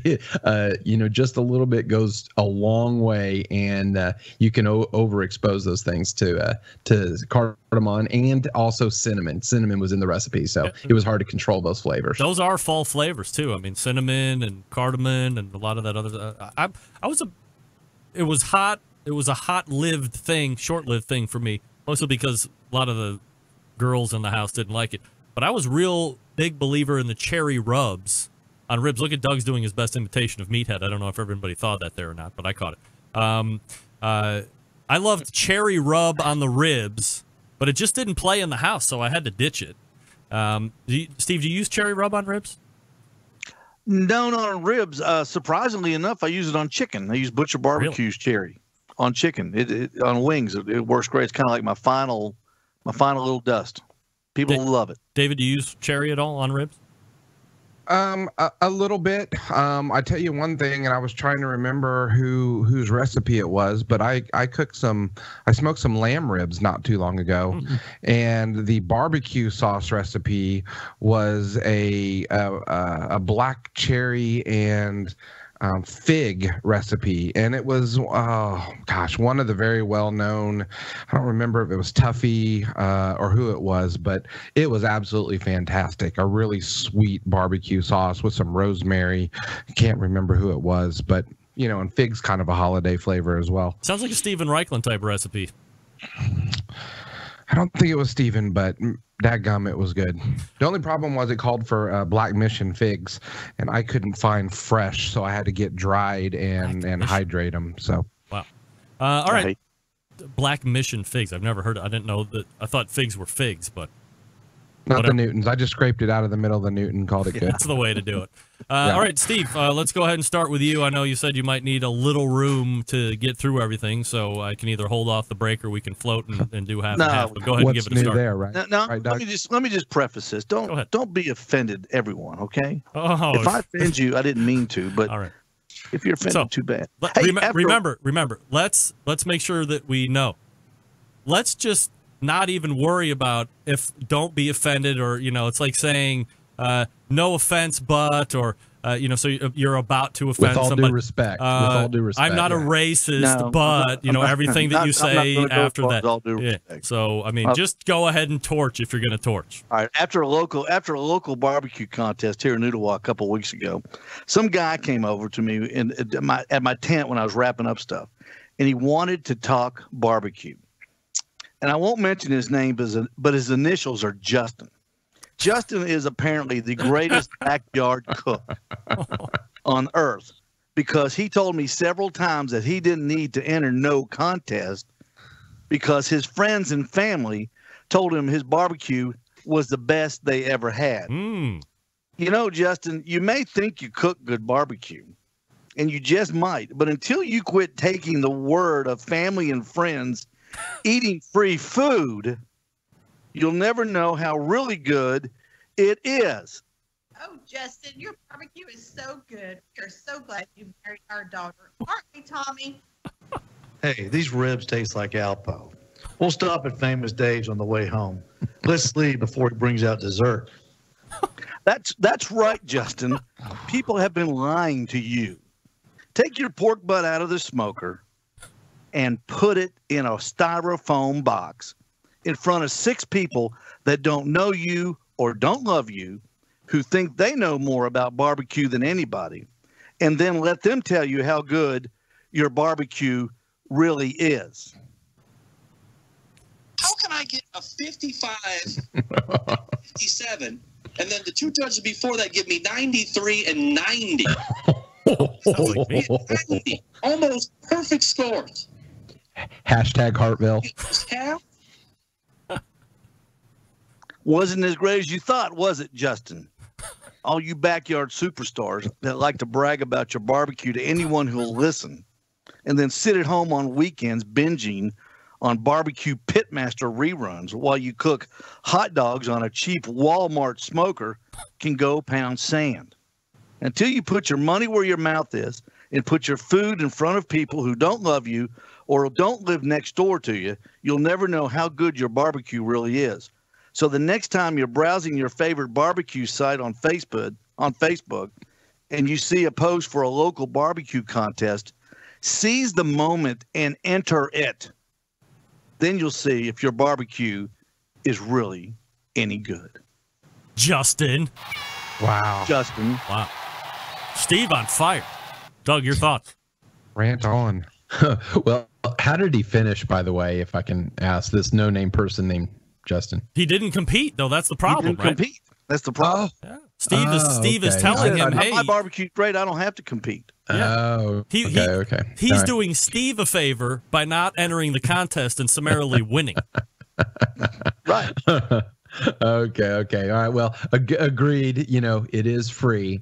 I actually have a process of elimination. So I will, give some food, and I don't really, say, give me feedback or whatever. So first of all, if they don't thank me first, after they've eaten it after a few days, then they're off the list immediately, whether they give me any good criticisms or comments about it. But I actually like to whittle out through a process of elimination the people that give good critical comments. So I actually have certain rib tasters, people that give me good comments on ribs, because I'm always doing contests when I'm coming up with a new recipe, and I'll give them 4 different ribs and each and marked in a separate bag, and I tell them to rate them, and I'll have 5 or 6 people do this and come up with some ratings and stuff. So but they have to give me critical comments about this bourbon pecan pie I'm talked about this weekend. I've given it to 4 people so far,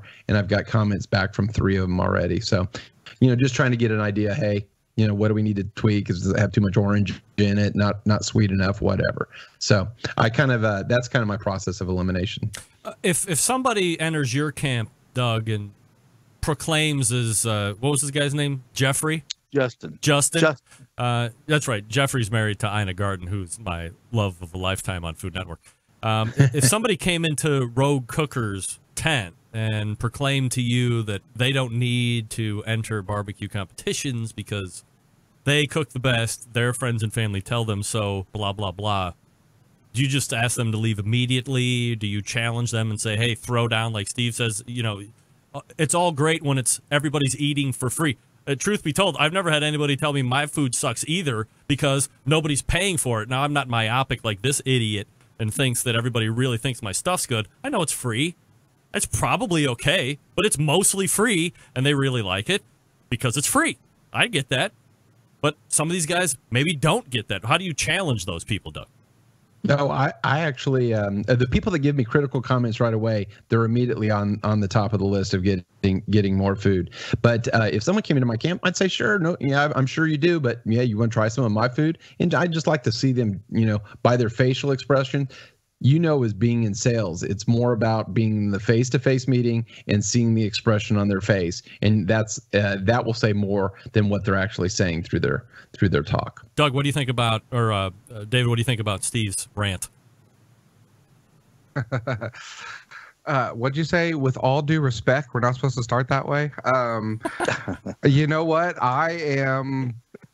Okay, let me preface it by saying this. If the purpose of Justin saying that comment was to be an absolute ass to the guys that are out there busting their butt and trying to win, then go fly a kite, Justin. Absolutely get out of here.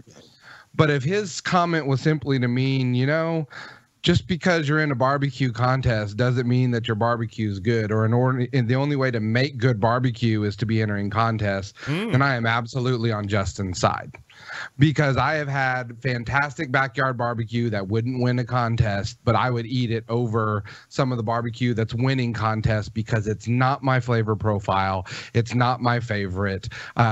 People want ribs that are overcooked and fall off the bone. People want chicken that has crispy skin on it.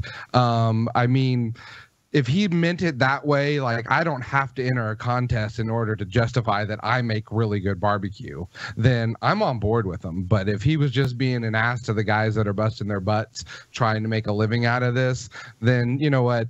It's not your place to talk, Justin. Steve, clarify. Was this guy being a bag, or was he just saying that, from a competition standpoint, I don't have to be in a barbecue contest to make good barbecue? He was telling me that the people that cook, he is superior to us because his family and friends have already told him. He does not have to justify his food in a contest, lower himself to a contest. What he's saying was, my food is great because mom and dad told me it was great. And mom and them. Well, but let's And be you honest. guys can compete if you want to, but I don't have to.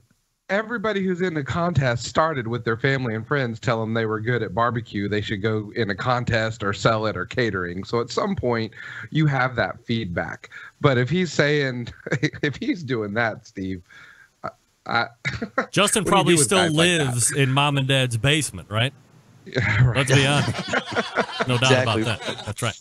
All right. With the We are going to step away here just for a few minutes while I talk to you quickly about the barbecue guru. Then we'll be back with Doug Scheiding, embedded correspondence segment. He's from Texas, so we'll talk to him about social media things that drive him crazy. I'm looking very much forward to that. In the meantime, let me talk to you quickly about the barbecue guru. You know, they've always believed that cooking should be easy, because it can be, especially with the Monolith Barbecue Guru Edition grill. The Monolith is the world's first temperature-controlled smoker with a built-in power draft fan. This means smarter control and greater freedom with automatic temperature control. Easily choose your cooking time and temperature. Let the Monolith do the work of a sous chef or barbecue pitmaster with minimal effort. You now have oven-like precision at the grill and can serve the tastiest, juiciest meals each and every time.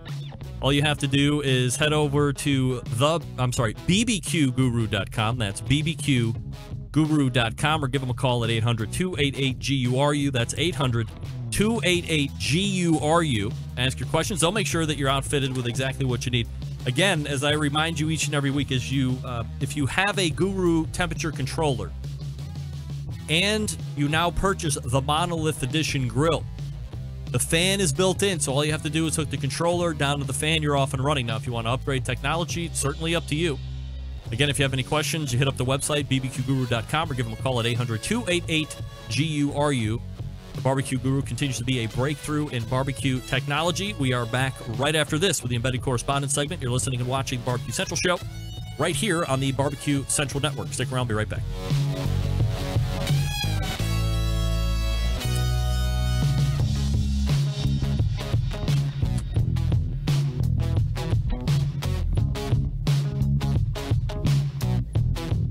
Continuing to produce incredibly mediocre content in an exceptionally professional way. You're listening and watching the Barbecue Central Show.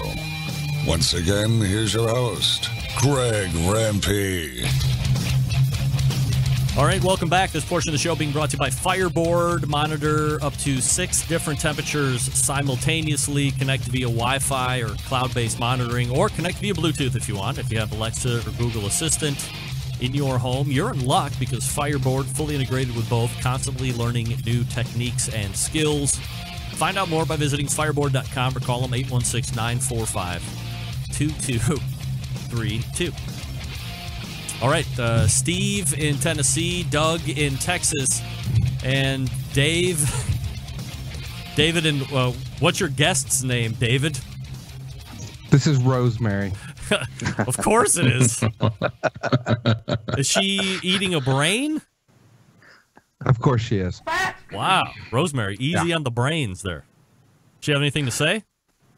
Or she just does. look If I good? plugged her in, she's part of the big Huff House haunted house. We have werewolves that eat on legs and spit at you as you walk by, and great. She eats brains and lunges forward, and I usually come up with some way to scare all the little neighborhood kids to drop their candy. So Wow. yeah, this is Rosemary, and she was just gonna keep me company here. Yeah, all right. Well, Rosemary, you hang right in. Looked like she was getting ready to dump off there. Go ask for more brains. Doug, your turn is now up. So the stage is yours. Your hot take for the month of October. Okay, well, your rant last week of the cutting of steak and posting it on Facebook and etc. got me thinking of really what kind of some of the social media things that drive me crazy, and probably the thing that drives me the most crazy on social media is when people cook a brisket or cook whatever meat, and then they have to squeeze it and squeeze all of the juice out and take a video of this thing. And I actually hate it so much. I own the domains. If someone goes to stopsqueezingyourmeat.com and stopsqueezingthemeat.com, it will go to my Facebook page. It's Really? forwarded to my Facebook page. Absolutely. I'm a kind of a domain collector. I have almost 100 different barbecue domains, and et cetera. So I've sold a few, and et cetera. But anyway, so I have both of those because it just drives me crazy. What about don'tsqueezeyourmeat.com? Was that one taken? I don't know. Actually, that's a good one. Yeah, well, that sounds like it might be taking you a different website. Yeah. All right. So second thing. Doug, hold on. Let me interrupt just for 1 second. Let's go around the table pretty quick. Doug hates when people are squeezing their meat. David, do you care if people are squeezing their meat in social media? Well, first off, Doug, I would like HuffDaddyBarbecue.com, please. I was wondering why I couldn't get that, and now I know. No, you know, I mean, I don't care if they're gonna. I've seen them press on the meat and look at all the juices, et cetera, et cetera. If that's their, they're flash in the pan and that's what they think makes the video looks good, whatever. Doesn't matter to me. Steve? Yeah, I like to watch it, see the meat come out. I was watching an Aaron Franklin brisket video today at work, and he did the same thing. If it's good enough for Aaron, I can handle it. But it's the number of food videos and the strange pictures that people take of food are sometimes annoying when you're just carousing the internet looking for food pictures. They're kind of funny. Some of it they taste. I like the ones that look like crap, and then they taste and they tell you how good it is. Everybody goes, I hate this one. I hate when they go, oh, that's so good. It's the same thing every time. Oh, it's so good. I mean, what are they going to say? Boy, I blew this one. This thing tastes like roadkill. I'll catch me next week and I'll make a good one. I'm kind of in a vacillating position about squeezing your meat, because I think inherently you shouldn't do that. You should if you're going to cut the brisket, you should just be able to hold it up. And I assume that if you've done it right and it's super juicy, as soon as you cut it open, and are always holding the point end up, of course, that it should just be exuding juice on its own. Correct, Doug? I mean, that's what should be happening. If you're cutting it, that's a different deal, but don't squeeze it. Now, to accentuate how great this meat is, I also feel that people have this instinctual want to just apply a little more pressure on that beef to show you even more juice. And that's, I guess, where I become a little more on the side of, well, it already looks so good. It's already exuding. If it's pushing its own juice out, don't apply any mechanical pressure from your person down on that meat to squeeze every last drop of it out. So I guess I do believe more in the don't squeeze your meat campaign, for sure. So although every once in a while I may be guilty of doing that at home. Well, that's a huge brisket that I'm carving up behind you, Steve. That's a great picture. All right, so I think we all kind of agree on the squeezing of the meat. Go ahead, Doug, your next take. Okay, I have 6 of these. So great. Dirty grills. When people take these pictures of the meat, and I even saw one last week where the guy said, I know my grill is dirty, but look how beautiful this piece of meat looks. Clean up your stinking grill, and don't have dirty drip pans, and don't have it overloaded in a messy grill, and tell us how great the meat is, and et cetera. So try to plan out the picture. Right. Also, I think, and disagree with me, anybody, if you don't think, if your grill is that dirty and you're cooking at any type of reasonably hot temperature, that stuff's just going to start to ignite or smoke and put off some potentially off flavors and mess with your flavor profile that you're putting on whatever you're cooking. Sure it does. Yeah. Not to mention potential for clean tool, foodborne illnesses and stuff like that. So Ted Reeder once said a healthy grill is a clean grill. Yep. Stephen Reichland says, keep it hot, keep it clean, keep it lubricated. Yeah. You should hear what he says about grilling. All right, go ahead, Doug. Okay, the box unpacking videos, I just don't understand. It's like, when you posted that video, Greg, and so many people were so fascinated, and you got, how many views did you get on that unpacking of the box video? I just don't understand what is so unique and interesting that people love to watch these things. What did I get? Didn't you have some box? The Traeger. Yeah, When the no, Traeger what came Traeger? in, you unpacked it. No, it was some other a box, and you posted it, and you got like, was it 20,000 views or something like that? I don't recall right off the top of my head. Maybe that wasn't me. I think you got some rub. He was running through the house. Is that the one? Yeah, it was the it was the meat church. No, it was. This is like 3-4 months ago that you did this, and you posted this video, and it got all of these. I'm gonna go back and check it out. Right. Was it the yard flame? I'm gonna go look. Well, I'll go look after the show. So No worries. Yeah. But people love unboxing. They want to see it show up in the box, and they want to see the box cutter slide through the clear tape. They want to see all the packaging come out and the instructions. I mean, it's weird. You know what? My favorite YouTube channel right now, and this makes absolutely no sense why it's my favorite, but I sit there and will watch it for hours and hours. I don't sit there and physically watch it, but I have it playing in the background. Are these two Gulfstream G4 corporate pilots? And this guy's got a 3-camera system up in the cockpit, so you can see them both working. And he's got a couple shooting outdoors, and he puts these things together from when they taxi out to when they hit the arrival airport. They have all the radio traffic going. I'm just totally mesmerized by it. I mean, might as well be like on. Oh, yeah, those were the slow and sear for the kettle grill. Yeah, the unboxing of the kettle grill. Yeah, that's what it was. Yeah. How many views has got? Did that have? 51,167. How could you forget that? How can you? I mean, how can you not like that? I mean, that's proof in itself. That's everybody loves that. Riveting. Everybody loves that. Right. Wow. All right, go ahead. Go ahead, Doug.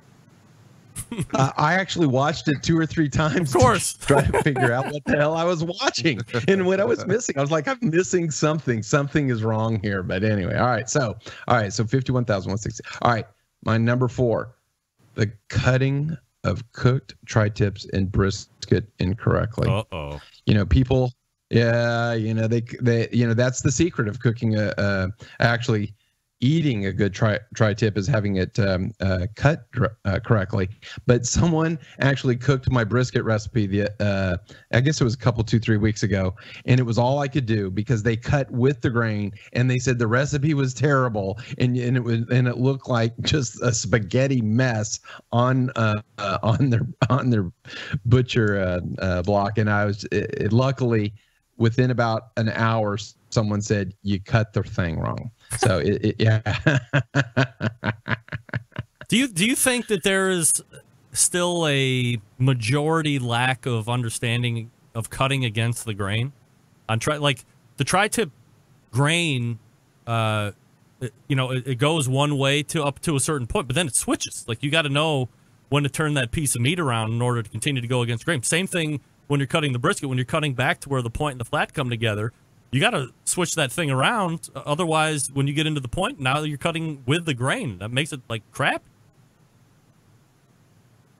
Yeah, I think there is a big, some of the places here in Texas that's the first time I ever saw it was when they cut the flat correctly and then they switched it and then did 90 degrees on the point. I'm like, what are you doing?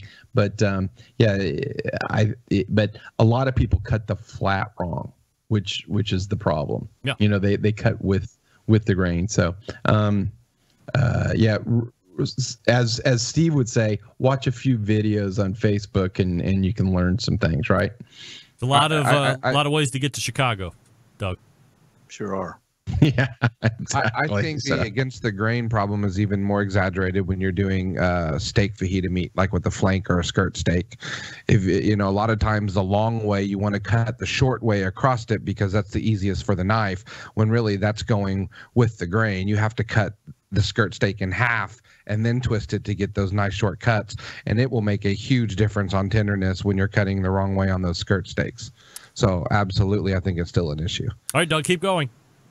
That's a good point. So, also when you on Facebook or whatever, and you add someone to a page or whatever, and then they post on your page, hey, thanks for friending me, or thanks for adding me, or they send you a message, and they wave at you and stuff like that. Okay, that's fine. Just, are you some kind of weirdo? And it kind of weirds me out. Some people I'll just kind of unfriend immediately, and I'm like, hey, you're a little weird. Yeah, the clapping of the hands and the waving and stuff like that. So sometimes that just makes me a little weird. But Doug, if if Alton Brown friended you or followed you on Instagram, wouldn't you potentially hop in your DM and slide him a hey, thanks for the follow? Or you just you would know? There's no way you would do it. You wouldn't acknowledge that guy followed you, your hero. I might send him a message in terms of, I'm a big fan or something like that. But I wouldn't. You wouldn't say thanks for the ad or thanks for the follow? No, I would not. No. Pretend like you've been there before. You're lying. Doug, you're a liar. I guarantee you Steve thanked Jess Pryles for the follow. Don't lie, Steve. Hold on. Here we go. Yeah, that's the friend. Steve, did you thank? What? Did you thank Jess Pryles for the follow? She doesn't follow me. Oh! You kidding me? She's got like 83,000 followers, and I think she follows 397 or whatever it is. So, by the way, follows me. Suck it. All right, keep going, Doug. Keep going. Okay, all right. Hey, Steve does have a book though, signed by her, saying second favorite EC. Right. So yeah, right. Steve, Jeff Pryles. Yes, let the record state. So all right, so probably finally, and this drives me crazy in competition, is the glazing of briskets and putting a sweet sauce and cooking that sweet sauce on. I have several domains related to justaujuit.com. And when I turn in competition brisket, it will not, and I repeat, not Andrew, have you exactly. It will not have a glaze on it. Thank you. All right, so Steve, you cook a lot of KCBS contests. I mean, I think a lot of competition cooks glaze the brisket in some form or fashion, don't they? Oh yeah, a lot of them spray it with apple juice. Sure do. So it's kind of a sweet meat. Mm-hmm. It's it's real sweet. The sauce I use is real sweet. It's the same sauce that goes on our burnt ends, or the same sauce that go on our chicken. Matter of fact, Doug, is it a Texas thing? That's what wins. That's what wins.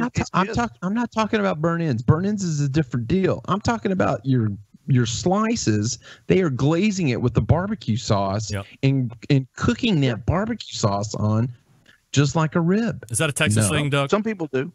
A lot of people are doing it. Even in Texas? Yeah. Oh, yeah. A lot of people are doing it in Texas, too. You too in Oklahoma, Dave? Well, yeah, competition barbecue. I mean, when I sat with some friends that have competitive cooks that have won quite a few, and they let me in their trailer to kind of shadow them for the day, and they showed me their brisket box. I mean, it was glowing. They were spritzing it. They had the sweet sauce on it. They had the finishing powder and all this stuff. And I took a piece of it, and while it was tender and, very, very flavorful, probably too much. I mean, it was Wagyu and sweet sauce, etc. Back to what I was saying earlier, I just want a piece of well-smoked, tender brisket with salt and pepper, and it doesn't need to shine. It just needs to get in my belly. So I don't know. I don't like the glazing of the brisket either. All right, last question as we quickly go around the dais, and we'll start with David Huff since you weren't on here last month. Are you surprised that Dr. Barbecues is open for business? No. No? Not at all. Okay. Nope. I mean, it's not like it happened quickly. It was bound no, to I trust me. I think we all got that idea. I think it was, is it going to open? Steve, are you surprised that on the 17th it did open? Yeah, I thought it would be November, but you know what? I'm glad, and I'm really glad that he's been posting the pictures on there online, and it looks like a fantastic restaurant. The ambiance looks great, and you know the food's going to be good. So I can't wait to someday somehow have a reason to go down there and spend a lunch. Doug, you won the pool on this Dr. Barbecue. Will it open and when will it open? So were you surprised that the 17th did meet the expectation? I was surprised that I won, given that you were really closest, but I was glad that the rules were made in such that that you did not win, and it couldn't be past your date of what you said. So yeah, I'm glad he's finally open. I hope he's involved in it for a long time. Do we unveil the new pool? No, we don't unveil the new pool. No. It's off air for now. On that. Greg, let me cut in here. By the way, as somebody who did not participate in the pool, I don't remember the rules saying you couldn't go over. So I think, Greg, you might have been the winner. I don't know. No, that was my rule. I was the one that dictated that rule that you couldn't go over. It was like the Price is Right Showcase Showdown. You can't go over. Right. I didn't realize that. That's great. Yeah, that was self-imposed rule. So there you go. All right. The final Tuesday of each, well, at least the fourth Tuesday of each and every month, because I believe this month will have a fifth Tuesday in it. But the fourth Tuesday of the month, you will find the embedded correspondents here. You have the longest-running embedded correspondent in show history, Doug Scheiding out of Texas, Steve Ray in Tennessee, and David Huff back with us from Oklahoma, and his hot little number sitting to his right. Gentlemen, always appreciate the time. Thanks so much for doing it. There they are, your embedded correspondents. Absolutely. And there you go. All guests appear via the Traeger Grills hotline. A plethora of conversation this evening. Yummy. Wow, Doug was on fire with the sauced brisket. I would dare say incensed, even. Doesn't get it. I mean, I think it's been sweet and glazed brisket on the competition side for 10 years now. John Dawson weighing in. So Doug never orders a bacon burger. It's brisket, John. Different. Hey, behind every great meal is a great grill, but not just any grill, a Traeger grill. And the Timberline is Traeger's most advanced grill yet. It allows you to grill, smoke, bake, roast, braise, and barbecue like a pro, no matter what your level, thanks to the incredible wood-fired taste. Seriously, you don't know flavor till you're cooking with it. Traeger grills use all-natural hardwood pellets as fuel, so you're literally cooking with flavor. From low and slow-smoked ribs to a seared steak, even a baked apple pie, Traeger's can handle it all. And the Traeger Timberline makes it even easier thanks to the Wi-Fi capability. You can check on your cooks, kick up pit temps, and set custom cook cycles anytime, anywhere, all right from the use of your Traeger app. You can find one at your local Traeger dealer or check them out online at TraegerGrills.com. Now, do you want to beef up that barbecue game? Yes, you do. Traeger shop classes going coast to coast, bringing you barbecue knowledge and amazing wood-fired food everywhere they go. Taught by professional pitmasters like Danielle Bennett, Texas correspondent Doug Scheiding, Chad Ward, Matt Pittman, just to name a few. You'll take home all the skills you need to reach barbecue glory in the backyard or in the neighborhood. Find a shop class near you and sign up today at TraegerGrills.com/shopclass. That's TraegerGrills.com/shopclass. We are back to wrap the show. Stick around. Be right back.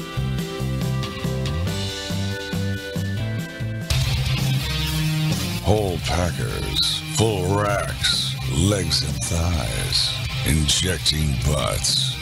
If you've never heard this before, you might think you found the best XXX show ever. Let's get back to the most homoerotic host out there today, Greg Rempe. All right, welcome back, and quickly, we have to beat it out of here before the clock runs out. All the way back in the first hour, we had 1 out of 2 segments with Pat LaFrida, lafrida.com. Check it out. Out of Wild Grills. If you're looking for a high-end, 1,500-degree, all-stainless-steel, German-engineered Ferrari, German-engineered Mercedes-Benz type cooker, out of Wild is one you're going to want to take a look at. And then we had the embedded correspondence segment. Doug Scheiding from Texas, Steve Ray from Tennessee, and David Huff from Oklahoma, all in this month. And congratulations to Double J Richards for winning the Bubba Burger giveaway contest. He gets a shirt, an apron, a hat, and a voucher for a free box of Bubba Burgers. Big show planned for you next Tuesday, as always. September 11th, 2001. I will never forget. Until next Tuesday at 9 p.m. Eastern Standard Time, this is your program host and proud U.S. American, Greg Rempe, saying good night now.